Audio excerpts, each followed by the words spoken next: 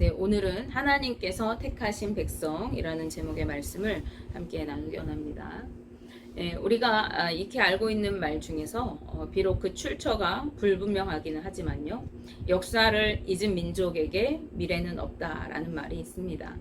아마도 역사를 통해 득과 실을 배우고 또 그것을 교훈 삼아서 삶을 발전시켜 나가야 한다는 것을 강조하기 위한 그런 말일 것입니다. 성경 말씀도 그런 이유에서인지 대부분 서사가 펼쳐지는 역사적인 내용을 담고 있습니다. 특히 구약 성경은요, 거의 모든 지면을 할애해서 이스라엘 민족의 역사와 삶을 보여주고 있습니다. 따라서 우리는 성경을 통해 이스라엘 민족이 어떻게 하나님의 백성이 되었는지, 하나님께서 그들을 위해 어떠한 일들을 행하셨는지, 또 어떻게 그들을 다스리시고 인도하시고 보호하셨는지를 자세히 알 수가 있습니다.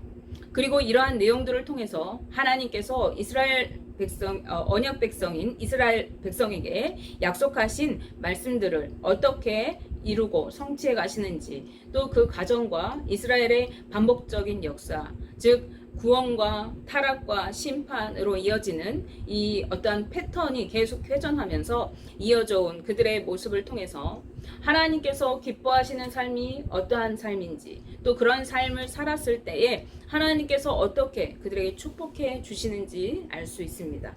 그리고 반대로 하나님께서 기뻐하시지 않는 삶이 무엇이고, 또 그런 삶을 살아갈 때 어떠한 하나님의 심판과 징계가 있었는지도 우리가 알 수 있는 것입니다. 이러한 이스라엘 민족의 역사는 아브라함 때부터 시작이 되게 되는데요.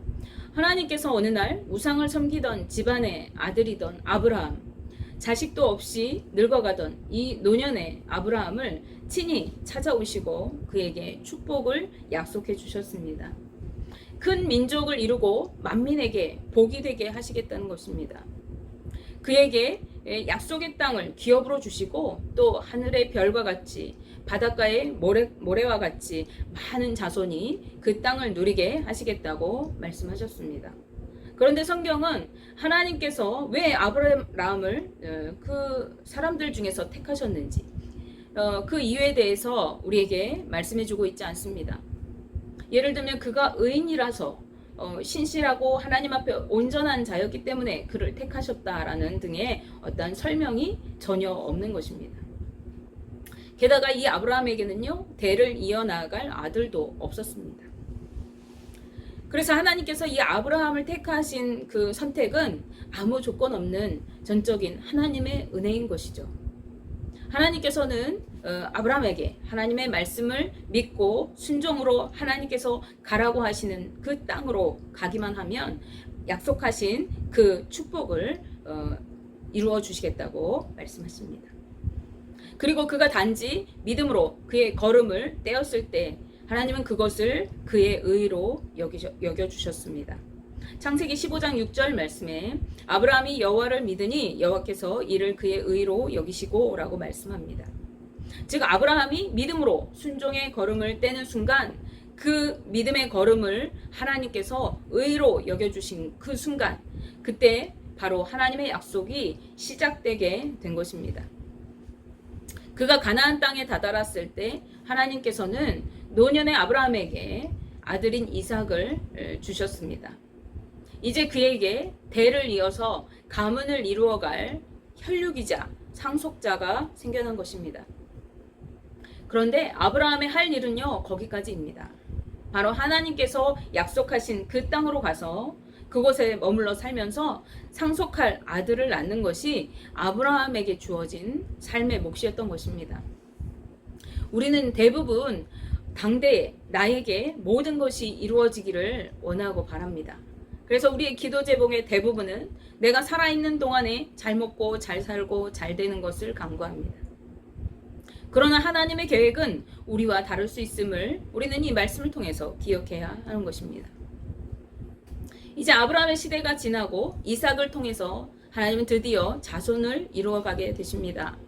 이 이삭은 에서와 야곱 쌍둥이를 낳게 되는데 하나님께서는 이 두 아들을 단지 두 명의 아들이라고 말씀하시지 않고 두 국민, 두 민족이라고 표현하세요. 창세기 25장 23절 말씀에 여호와께서 그에게 이르시되 두 국민이 내 태중에 있구나. 두 민족이 내 복중에서부터 나누이리라. 이 족속이 저 족속보다 강하겠고 큰 자가 어린 자를 섬기리라 하셨더라 라고 말씀합니다. 우리는 이 말씀을 통해서 우리의 관점과 하나님의 관점이 다를 수 있음을 알 수가 있어요. 우리는 눈에 보이는 숫자에 집중하고 그것을 바라보지만 하나님께서는 둘이라고 하는 숫자가 아니라 그 두 명을 통해서 하나님께서 이루어 나가실 일들을 지금 보고 계심을 우리가 볼 수가 있는 것입니다. 그리고 하나님은 종종 강하고 똑똑하고 완벽한 사람보다도 연약하고 실수가 많고 부족한 사람을 들어 쓰시게 됩니다. 그래서 하나님은 용맹하고 남자답고 사냥에 능통한 에서가 아니라 소심하고 욕심도 많고 형과 아버지를 속이고 장자권과 축복권을 빼앗는 이 교묘한 야곱을 택하셔서 하나님의 역사를 이어 나가시는 것을 우리가 볼 수 있습니다. 이런 야곱을 통해 하나님께서는 이스라엘 12지파가 될 12명의 아들을 나게 하셨어요. 이렇게 이스라엘의 족장 시대라고 불리어지는 아브라함, 이삭, 야곱에 이르기까지의 시대는 하나님께서 아브라함과 그의 집안을 믿음의 가문으로 세워가기 위한 그러한 시기라고 하겠습니다. 그러나 이들을 큰 민족으로 이루시기 위해서는 대전환이 꼭 필요합니다. 그래서 이 새로운 역사를 위해서 하나님께서는 형들을 통해 요셉을 당시에 부강한 나라였던 애굽의 종으로 팔려가게 하심으로써 그를 앞서서 먼저 보내시게 돼요. 이 요셉은 야곱이 가장 아끼고 사랑하는 아들이었기 때문에 하루아침에 자기가 너무나도 사랑하는 아들을 잃어버리게 된 이 사건은 야곱에게는 엄청난 슬픔과 시련의 사건이 아닐 수가 없습니다. 그래서 야곱은 후에 그가 험악한 세월을 살았노라고 말하고 있는 것이죠. 뿐만 아니라 낯선 타국 땅에 종으로 팔려가게 된 이 요셉에게도 이것은 엄청난 고난과 시련이 닥친 어떠한 사건임이 틀림없습니다. 그러나 때로 우리에게 닥쳐오는 고난은요, 하나님께서 새 일을 행하시기 시작하신 때인 것을 우리가 알 수 있어요. 그렇기 때문에 우리는 고난과 위기가 닥쳐올 때에 그 시기를 어떻게 보내는가 하는 것이 매우 중요합니다. 요셉은 엄청난 위기 가운데서도 하나님을 의지하고 그분의 뜻을 생각하며 살았어요. 이러한 사실은 요셉이 자신들을 요셉이 죽일까봐 두려워하면서 벌벌 떠는 형들을 그가 위로하면서 했던 말을 통해서 알 수가 있습니다. 창세기 50장 20절 21절 말씀에 당신들은 나를 해하려 하였으나 하나님은 그것을 선으로 바꾸사 오늘과 같이 많은 백성의 생명을 구원하게 하시려고 하셨나니 당신들은 두려워하지 마소서. 내가 당신들과 당신들의 자녀를 기르리이다 하고 그들을 간곡한 말로 위로하였더라 라고 말씀합니다. 요셉은 자신에게 일어난 일을 하나님께서 행하신 섭리로 받아들였을 뿐만 아니라 항상 하나님과 동행하는 삶을 살았습니다. 그렇기 때문에 성경은 그가 어디에 있든지 형통함을 누렸다고 우리에게 증언하고 있는 것입니다. 당시 요셉은요, 애굽의 총리가 되어서 온 나라를 다스리고 있었어요. 그리고 온 땅에 기근이 극심했습니다. 그러나 야곱과 그의 가족들은 먼저 애굽에 있었던 요셉 덕분에 모두 안전하게 당시 부강한 나라였던 애굽에 이주하게 되면서 그곳에서 어려움 없이 이 기근의 때를 무사히 보내게 됩니다. 하나님께서는 야곱과 그의 가문을 자연스럽게 애굽으로 이주시키시고 그들과 함께 하시면서 그들이 애굽 땅에서 머무는 동안 큰 민족을 이루도록 번성하기까지 430년이라는 긴 세월을 그들을 지키시고 안전하게 자라게 하셨어요. 그렇기 때문에 처음 애굽에 이주할 당시에 야곱의 가족이 70명이었거든요. 그런데 출애굽할 당시에 그 숫자가 얼마인가 하니까 장정만 60만 명이나 되었다고 합니다. 그 수가 어마어마하게 불어나 있는 것을 볼 수 있죠. 장정만 60만 명이니까 여기에 그의 부인들, 그리고 아이들을 합하면요, 적어도 180만에서 240만 정도가 될 것입니다. 게다가 수다한 잡족들이 함께 출애굽하였다고 할 때 그 수가 엄청나게 불어난 것을 우리가 확인할 수 있습니다. 그런데 하나님께서는 오랜 세월 동안 애굽의 문화에 젖어 살면서 그곳 생활에 익숙해진 이 이스라엘 민족을 끌어내시기 위해서 또 한 번의 전환의 사건이 필요하셨어요. 그래서 성경은 출애굽기의 시작 부분에 그 전환 시기가 이르렀음을 밝히고 있습니다. 즉 요셉을 알지 못하는 새 왕이 일어나서 이스라엘 민족을 핍박하고 고된 노동으로 괴롭게 하기 시작했던 것입니다. 때문에 백성들은요, 날마다 괴롭고 고단한 삶으로 인해서 탄식하면서 하나님께 부르짖었어요. 그리고 그때 하나님께서는 이스라엘 민족을 이끌어낼 지도자로 모세를 준비시키시고 그 땅에서 백성들을 이끌어내십니다. 옛적 아브라함에게 약속하신 축복의 땅으로 그들을 인도하시기 위해서입니다. 이러한 출애굽 사건은 이스라엘 민족사의 위대한 대전환의 사건이 아닐 수 없습니다. 이것은 고통과 압제에서 건진받은 구원의 사건이고 또 종의 신분에서 자유인으로 삶을 완전히 새롭게 변화하는 해방의 사건입니다. 이것은 이방 문화에 젖어 살던 삶에서 하나님을 예배하는 예배자로 세워지는 사건이고 또 아무것도 아닌 존재들이었던 한 가문에 불과한 그들이 거룩한 하나님의 백성, 즉 새로운 나라를 여는 건국의 사건이기도 한 것입니다. 그러나 출애굽하면 다 될 것 같았던 이스라엘 민족의 앞에는요, 여전히 수많은 시련과 고난이 남아 있었습니다.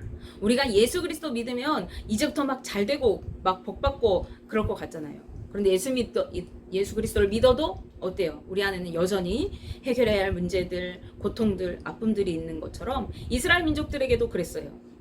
이제 전환기를 온전히 마치기 위해서는요, 이들의 삶의 방식을 완전히 변화시키는 훈련이 필요했던 것이죠. 그래서 이스라엘 민족은 앞을 알 수 없는 광야에서의 삶을 살아야 했습니다. 광야는 어떤 곳이에요? 광야는 먹을 것도 없고 척박한 곳입니다. 게다가 수많은 적들과 죽음의 위협들이 도사리고 있는 두려운 땅입니다. 또한 많은 무리가 이 광야를, 이 사막길을 종단하면서 걸어가기에는 살 가망이 없는 죽음의 땅이기도 한 것이죠. 그리고 그들 앞에는요, 반드시 건너야 할 홍해 바다가 가로막고 있었어요.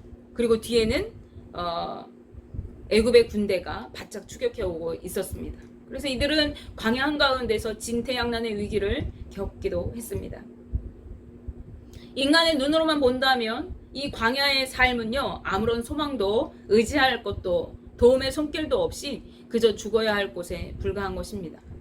출애굽만 하면 모든 것이 순탄할 것 같았는데 이제는 다 된 줄 알았는데 그것이 아니었습니다.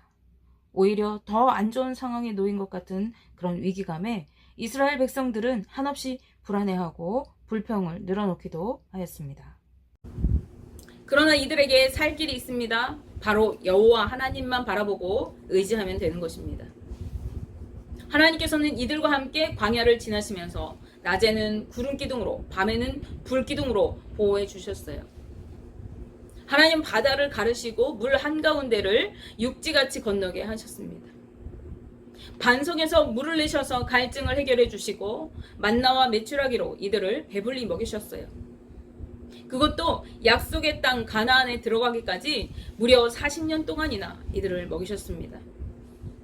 출애굽기 16장 36절 말씀에 사람이 사는 땅에 이르기까지 이스라엘 자손이 40년 동안 만나를 먹었으니 곧 가나안 땅 접경에 이르기까지 그들이 만나를 먹었더라 라고 말씀합니다. 뿐만 아니라 하나님께서는 이들을 대신해서 수많은 대적들을 물리치시고 대신 싸워주셨습니다. 즉 하나님께서 이스라엘 민족을 지키시고 보호하시고 인도해 주시면서 그들 가운데 함께 동행해 주셨던 것입니다.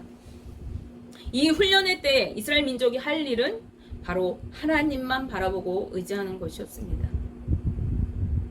인간의 계산과 방법이 전혀 통하지 않는 땅이었던 이 광야에서 하나님께서는 그들이 하나님을 믿고 의지하며 살아가는 방법을 훈련시키시고 그들의 삶의 태도를 완전히 변화시키셨던 것입니다.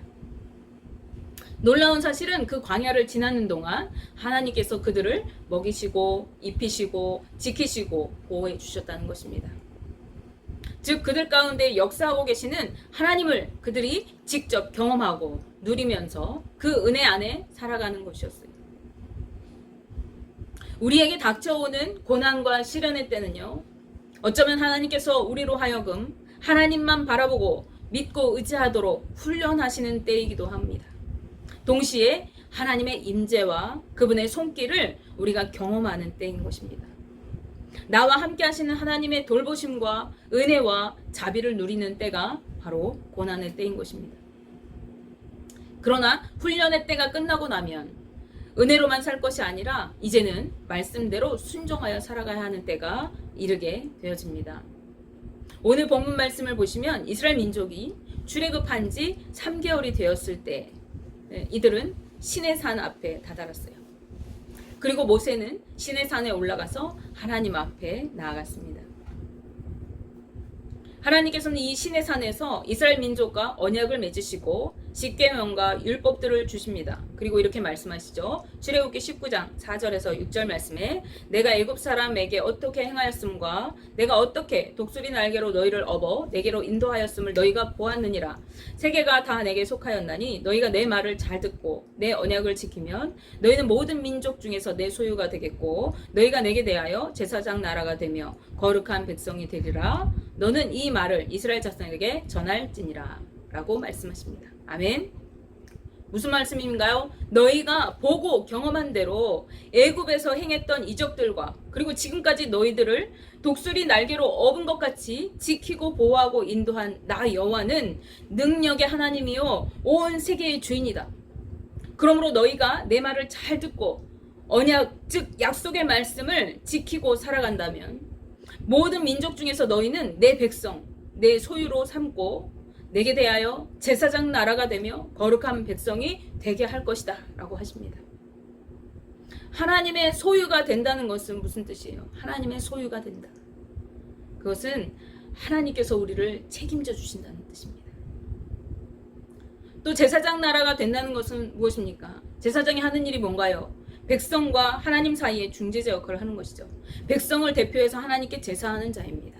그래서 제사장 나라가 된다는 것은 모든 나라를 대표해서 하나님 앞에 설 수 있는 자격을 주신다는 거예요. 그리고 거룩한 백성이 된다는 것은 무슨 뜻입니까? 하나님께서 구별되게 하신다는 것입니다. 이스라엘 민족은 이미 하나님께서 구별되게 하시는 경험을 했어요. 어디서? 애굽에서요. 애굽에 재앙이 내려질 때 하나님은 이스라엘 민족이 머물러 있는 그 고센 땅과 애굽 지경에 애굽 사람들이 머물러 있는 땅을 구별하셔서 애굽 사람들에게는 재앙이 내리게 하시고 이스라엘 사람들은 구별하여 보호하셨습니다. 즉 거룩한 백성이 되게 하신다는 것은 하나님의 보호하심을 누리는 정결한 존재가 되게 하신다는 뜻입니다. 그런데 어떻게 할 때 이렇게 하신다는 거예요? 바로 주님만 의지하고 말씀대로 순종하여 살아갈 때 이렇게 하신다는 거예요. 이들이 이 약속의 말씀대로 이 하나님의 율법대로 살아가면서 주님이 주시는 축복을 누리며 살게 될 것입니다. 그렇게 살아갈 수 있도록 하시기 위해서 하나님은 이 훈련의 시간을 지나게 하신 것입니다. 그리고 이제 이후에 가나안 땅에 이들이 들어가게 되면 이 이스라엘 민족은 스스로 겸비하여서 훈련된 대로 말씀에 순종하여 살아가야 하는 것입니다. 그때는 가만히 앉아서 먹여주시고 입혀주시고 은혜를 주시는 것만 누리는 것이 아니라 스스로 먹고 살기 위해서 농사도 지어야 되고 삶을 살아가야 합니다. 하나님이 주신 그 땅을 하나님 대신 싸워주세요. 나는 몰라요 하는 것이 아니라 내가 스스로 정복하고 삶을 개척해 살아가야 하는 것이에요. 그리고 그 가운데서 그 이방 문화가 젖어있는 그 땅 가운데서 그 모든 문화를 파고 하나님의 말씀대로 순종하는 삶을 드러내야 하는 것이죠. 하나님을 의지하여 살아갈 때 이들은 이러한 삶을 살아가고 누릴 수가 있는 것입니다. 이러한 이스라엘 역사 속에서 하나님께서는 시기마다 그들을 인도하시고 다루시고 훈련하시고 세우시는 것을 우리가 볼 수가 있어요. 한 가정을 가문으로 세워가시고 그 가문을 민족으로 부흥케 성장하게 하시고 또 그들의 삶을 새로운 하나님만 의지하는 삶으로 훈련하시고 그리고 말씀대로 언약을 주셔서 순종하여 살아가게 하시는 것이죠. 우리는 이러한 역사를 통해서 우리의 인생에 일어나는 모든 일들을 하나님의 관점으로 바라보고 우리의 삶을 또한 겸비하여서 말씀 앞에 믿음으로 순종하며 설 수 있게 하는 그러한 기반이 되는 것입니다. 우리가 이스라엘 역사를 통해 하나님의 섭리를 깨달아야 하는 이유는요. 예수 그리스도를 믿는 우리가 또한 아브라함의 후손이고 영적인 이스라엘 민족이고 축복받은 하나님의 백성들이기 때문에 그렇습니다. 갈라디아서 3장 7절 말씀에 그런즉 믿음으로 말미암은 자들은 아브라함의 자손인 줄 알지어다 라고 말씀합니다. 3장 9절 말씀에도 그러므로 믿음으로 말미암은 자는 믿음이 있는 아브라함과 함께 복을 받느니라 라고 말씀합니다. 우리는 아브라함과 같이 믿음의 후손이고 하나님의 축복을 받는 믿는 자녀들이에요. 따라서 우리는 하나님께 선택받은 하나님의 거룩한 백성이고 왕같은 제사장이고 선택받은 하나님의 소유가 된 자들입니다. 원하기는 저와 우리 성도님들 모두가 하나님께서 택하신 거룩한 백성이요 왕같은 제사장들이요 그의 소유가 된 자들인 것을 기억하시면서 말씀대로 순종하고 하나님의 역사를 이루어드리는 그리고 하나님의 축복을 누리는 삶을 살아가게 되시기를 주님의 이름으로 축복하며 기도합니다. 기도하겠습니다.